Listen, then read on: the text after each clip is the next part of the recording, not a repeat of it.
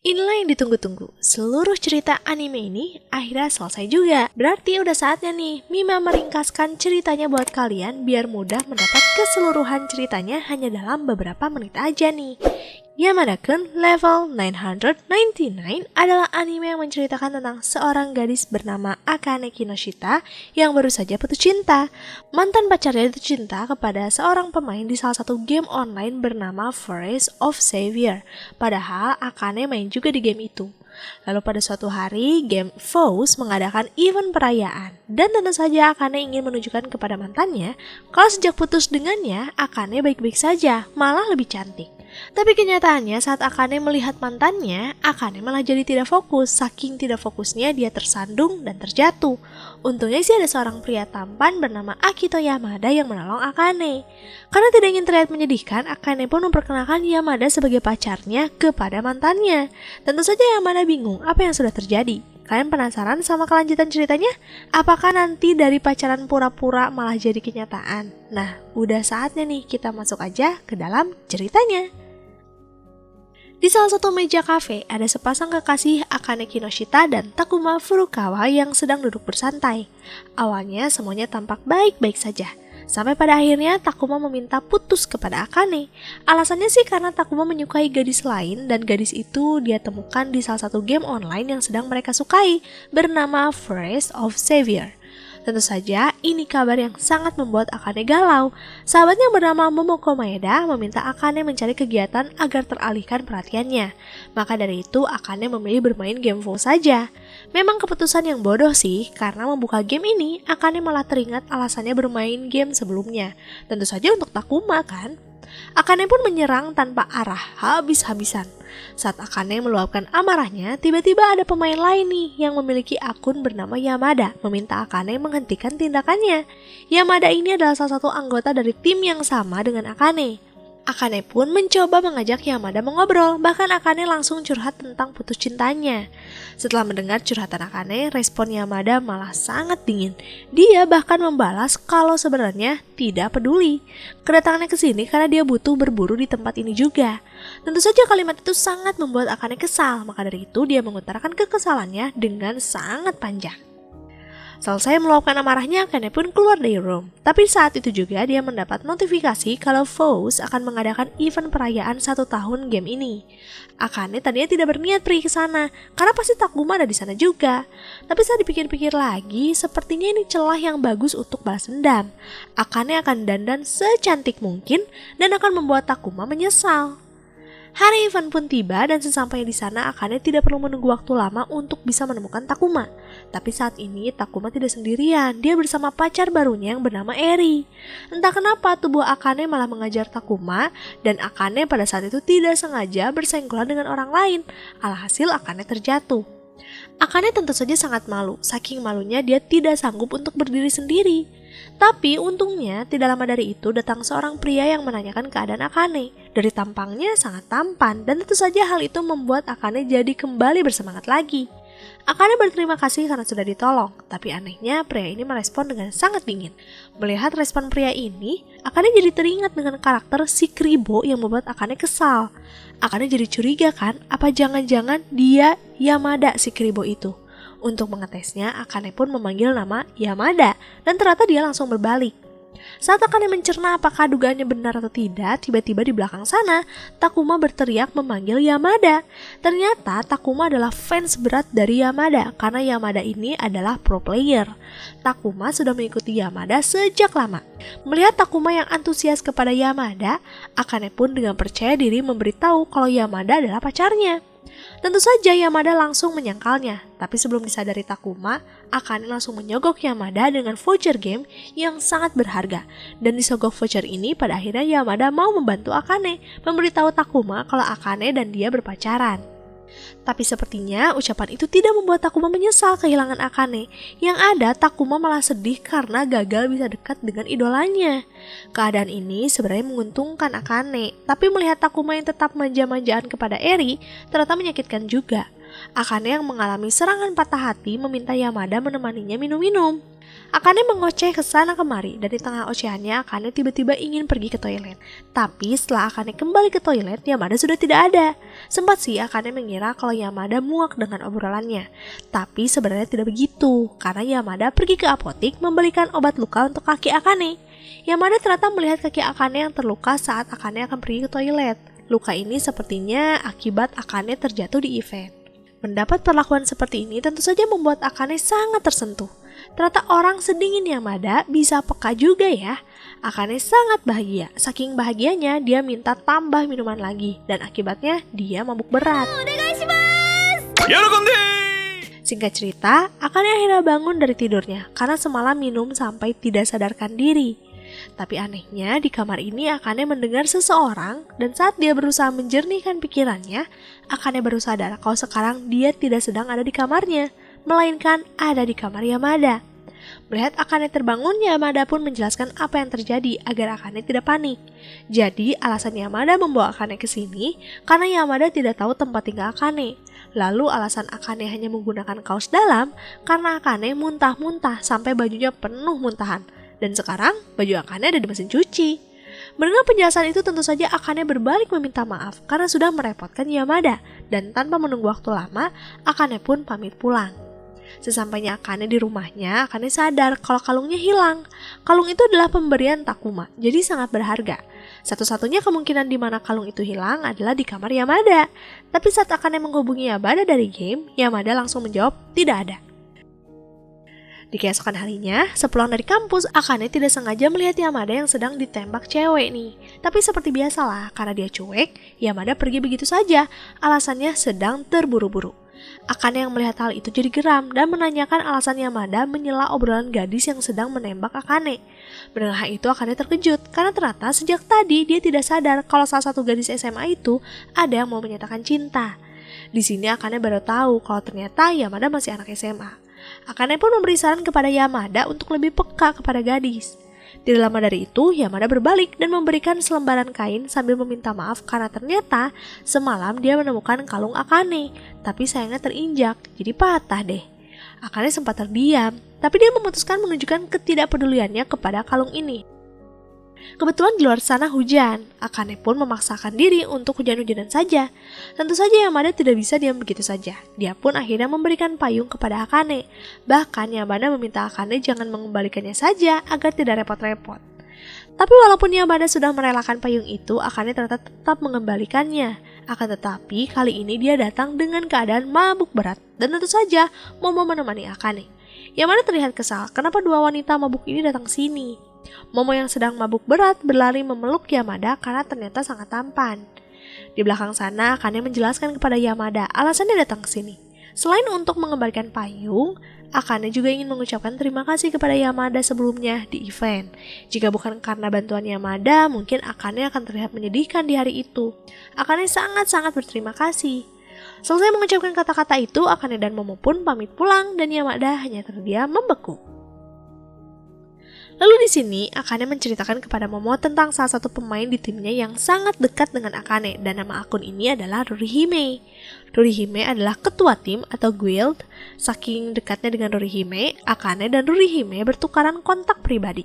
Momo pun memberi saran kepada Akane agar berhati-hati karena tidak pernah tahu kan siapa di balik karakter Rurihime yang sebenarnya.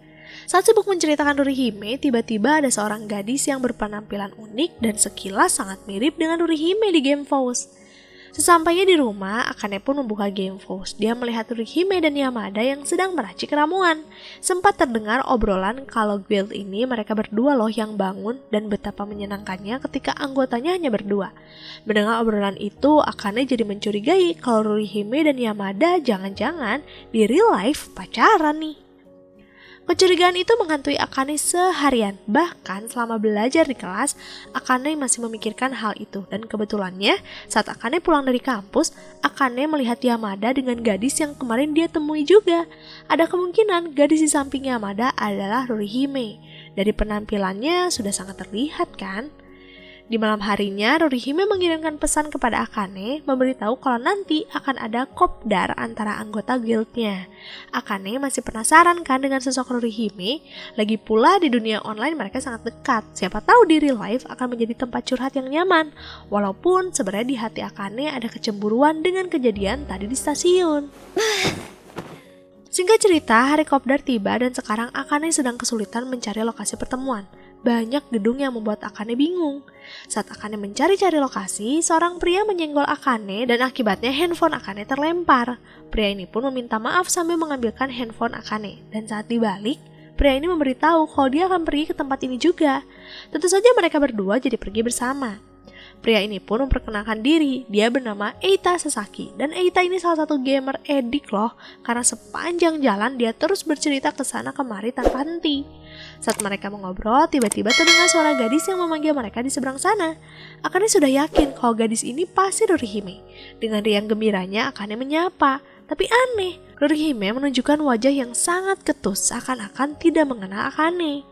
Melihat Akane yang kebingungan, Yamada pun meminta Eita memperkenalkan lebih jelas tentang siapa, bermain apa mereka-mereka ini. Akhirnya Eita memberitahu Akane kalau yang memainkan Rurihime itu adalah dirinya. Bagi Eita, itu bukan suatu keanehan karena menurutnya Rurihime dan Eita adalah satu kesatuan yang tidak bisa dipisahkan, seperti sepasang kekasih lah. Dan gadis ini bernama Runa Sasaki, adik dari Eita, model karakter yang digunakan Eita untuk karakter Rurihime. Sedangkan bapak-bapak ini adalah Takezo Kumota. Dia memang jarang terlihat sih di lapangan. Mendengar semua penjelasan itu, tentu saja Akane jadi bingung sendiri sekaligus kecewa karena Rurihime yang selama ini dia sukai ternyata dioperasikan oleh seorang pria. Selama mereka bersama, terlihat Runa tidak menunjukkan wajah ramah sama sekali kepada Akane. Dia ternyata tidak suka kepada Akane. Bahkan Runa berjanji akan mencari cara agar Akane keluar dari guild buatan kakaknya. Karena jarak rumah Akane dan Yamada tidak terlalu jauh, mereka berdua memutuskan pergi ke minimarket membeli makan malam dulu. Tapi di sini Akane melihat Yamada yang hanya membeli puding saja. Akane tentu saja menanyakan alasannya. Di sini Yamada memberitahu kalau dia tidak biasa masak dan terbiasa beli makanan seperti ini. Ya, kali-kali memesan makanan berat juga di luar. Mendengar itu Akane jadi mempunyai ide. Dia pun meminta Yamada tunggu di sini sebentar saja. Akane akan mengambil sesuatu dari rumahnya dan setelah menunggu beberapa saat, Akane kembali dengan terengah-engah. Ternyata Akane pulang hanya untuk membawakan bahan makanan Yamada nanti. Akane khawatir dengan kesehatan Yamada yang makanannya seperti itu terus. Tentu saja Yamada sedikit tersentuh oleh kebaikan Akane ini. Tidak lama dari itu terdengar telepon dari Runa yang meminta maaf kepada Akane karena sudah bersikap tidak sopan. Tadi Runa ditegur Eita. Sebagai bentuk maaf, Runa mengajak Akane pergi main bersama Sabtu nanti. Tentu saja Akane senang karena akhirnya bisa berteman dengan Runa dan kebahagiaannya ini dia ceritakan kepada Yamada juga. Tapi anehnya, saat hari pertemuan tiba, Akane malah bertemu dengan pria asing yang sangat mengidolakan Rurihime. Pria ini terus meyakini kalau Akane pasti Rurihime. Padahal Akane sudah menjelaskan beberapa kali loh, tapi pria ini tidak percaya. Merasa tidak nyaman, Akane menanyakan kepada Runa, dan di sini Runa beralasan kalau dia akan telat datangnya. Runa meminta Akane menemani pria ini dulu. Tentu saja, Akane tidak bisa menolak. Tapi jika diam di sini terus, Akane tidak nyaman. Maka dari itu dia izin ke toilet. Selama di toilet, Akane mencoba menelpon Runa, tapi tidak diangkat. Saat Akane masih mencoba menghubungi Runa terus-menerus, tiba-tiba pintu diketuk oleh si pria aneh ini. Tentu saja, Akane panik karena ini toilet perempuan kan. Bahkan pria ini memaksa Akane membukakan pintu loh. Jadi, kemana Runa? Ternyata Runa sedang ada les dengan Yamada dan di sini Yamada sempat curiga kenapa Runa tidak pergi bertemu dengan Akane. Yamada pun mulai menginterogasi Runa tentang apa yang sudah dia lakukan kepada Akane. Akhirnya Runa mengaku kalau dia sedang mengisengi Akane agar dia bertemu dengan fans dari Rurihime. Runa menggunakan akun Eita untuk ajakan kepada pria itu. Tentu saja Yamada panik karena ada kemungkinan itu pria aneh dan berbahaya. Maka dari itu Yamada melaporkan kepada Eita dan meminta bantuan Pak Takezo agar mau mengantarkan ke lokasi pertemuan. Sepanjang jalan, Eita menasehati Runa agar nanti meminta maaf kepada Akane. Karena tindakan Runa bisa sangat berbahaya.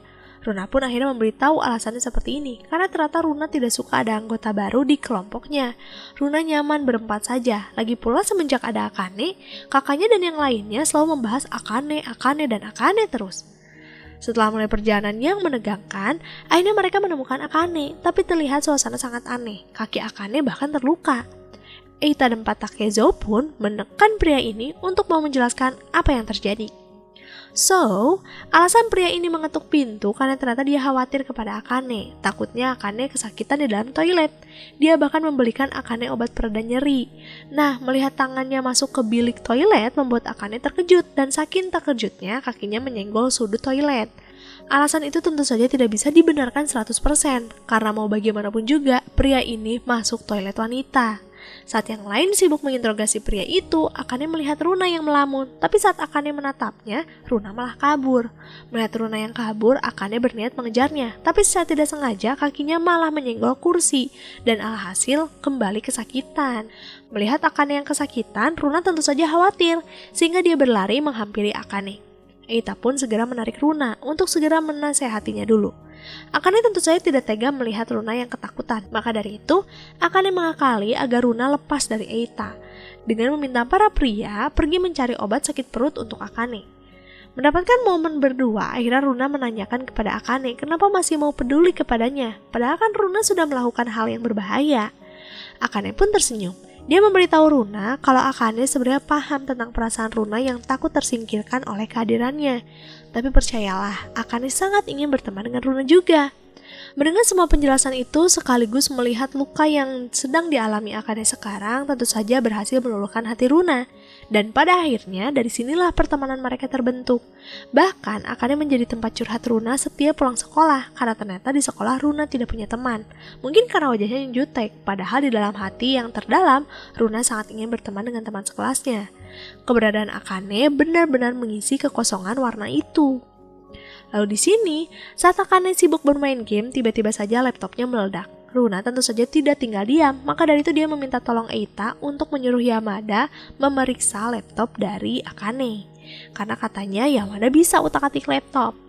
Selama Yamada sibuk memeriksa laptop Akane, di belakang sana Runa jadi merasa kalau kedekatan Yamada dan Akane ternyata pas ya. Maka dari itu dia laporan kepada Eita kalau Akane dan Yamada semakin dekat loh. Sebagai sahabat masa kecil, tentu saja Eita tahu kalau Yamada ini selalu menghindari wanita. Jadi kejadian ini adalah hal yang langka. Maka dari itu Eita meminta Runa mencari cara agar Yamada dan Akane semakin dekat.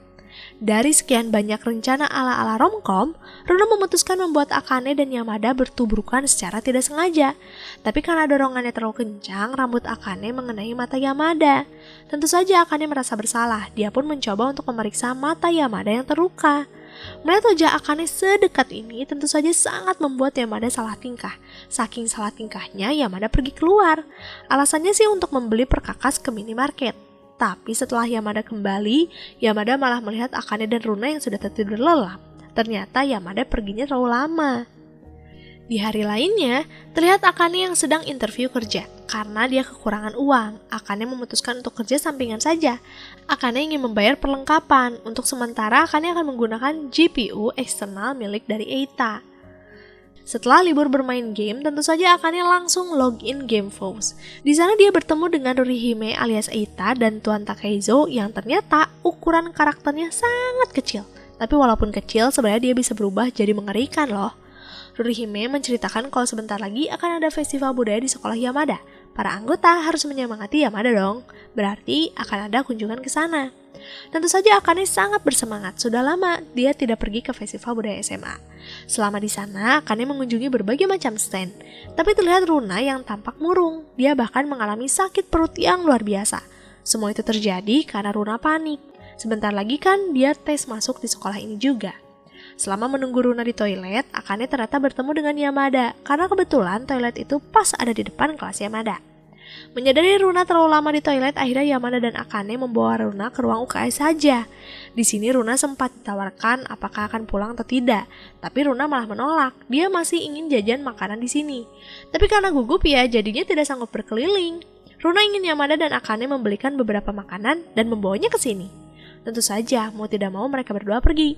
Tapi sepanjang koridor, Akane merasakan tekanan yang luar biasa karena semua mata tertuju kepadanya. Ya gimana ya, kan Yamada adalah idola semua gadis di sekolah ini.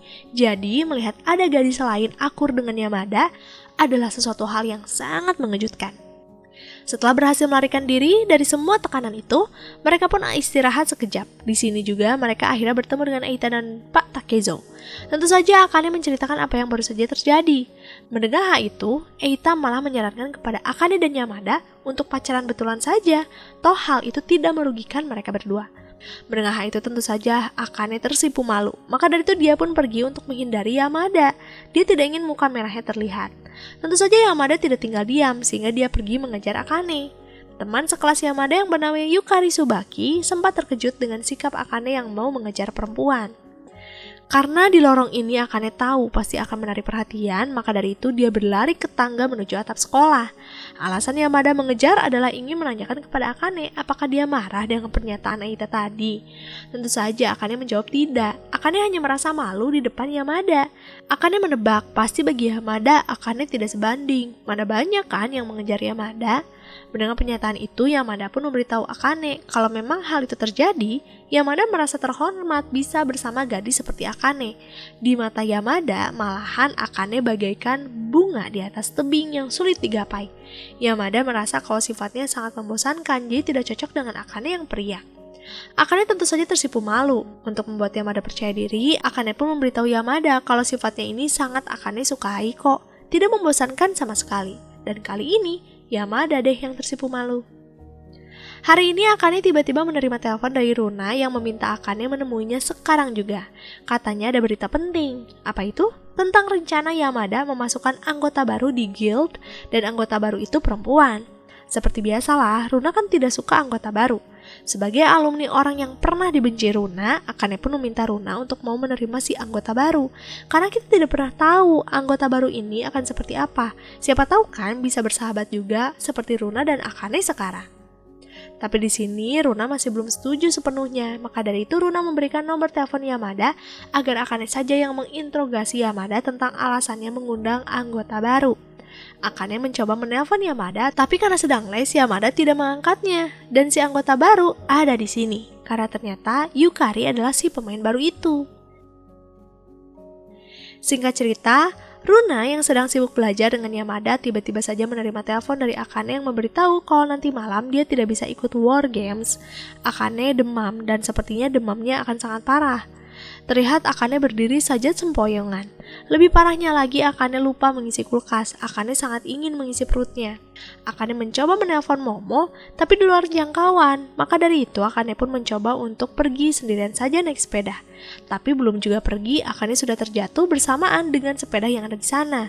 Saat Akane mencoba menguatkan diri untuk berdiri, tiba-tiba saja ada seseorang yang menggendong Akane. Ternyata dia Yamada.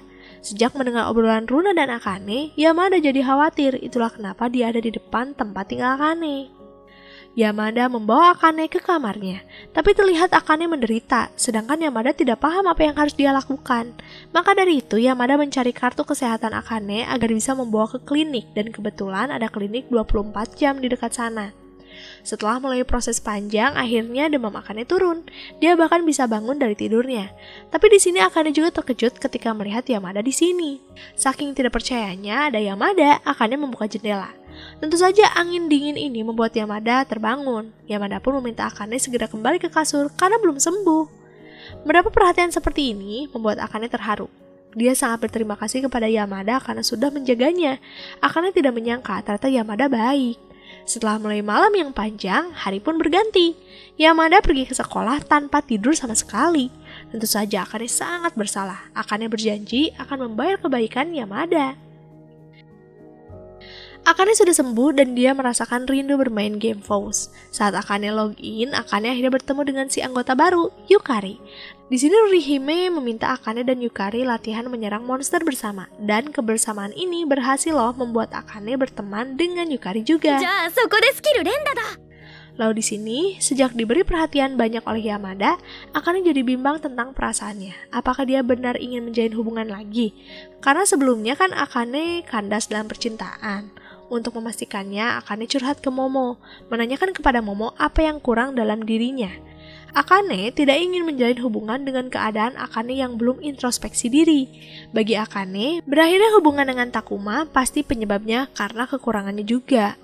Momo di sini tidak setuju. Menurutnya, semua keputusan Takuma pergi ya karena keinginan Takuma saja untuk mencari hal lain.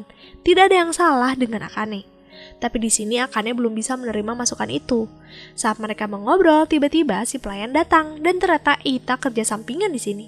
Melihat Eita, entah kenapa Akane mempunyai ide untuk berdiskusi juga dengan Eita. Lagi pula, Eita sebagai Rurihime kan, yang selalu mendengarkan keluh kesah Akane selama ini. Akane pun mengajak Eita ke taman selesai dia bekerja. Awalnya sih Akane kembali ragu mengatakan niatannya ini, tapi Momo geram sehingga dia menjelaskan secara ringkas kalau Akane sekarang sedang suka seseorang, tapi masih bingung alasannya diputusin tuh kenapa dari masa lalu. Mendengar pernyataan itu, Eita langsung bisa menangkap siapa orang yang sedang Akane sukai. Eita hanya memberi masukan kepada Akane untuk percaya diri.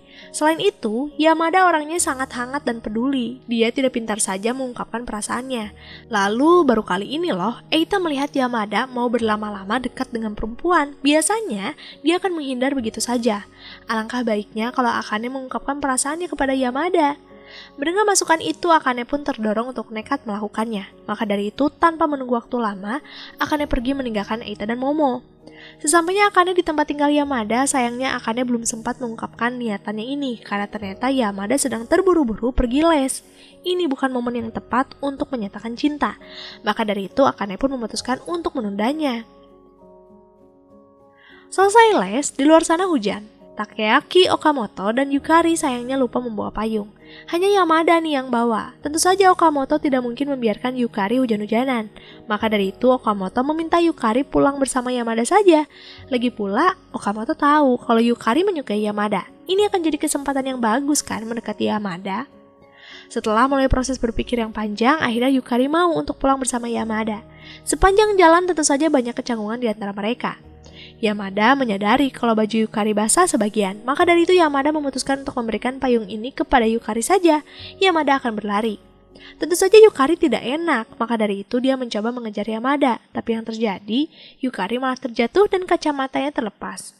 Saat Yukari mencari kacamatanya, ternyata Yamada kembali datang membantu Yukari menemukan kacamatanya.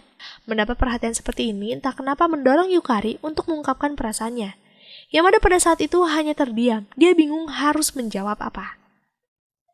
Setelah kejadian di malam hari itu, Yamada dan Yukari memutuskan kembali bertemu.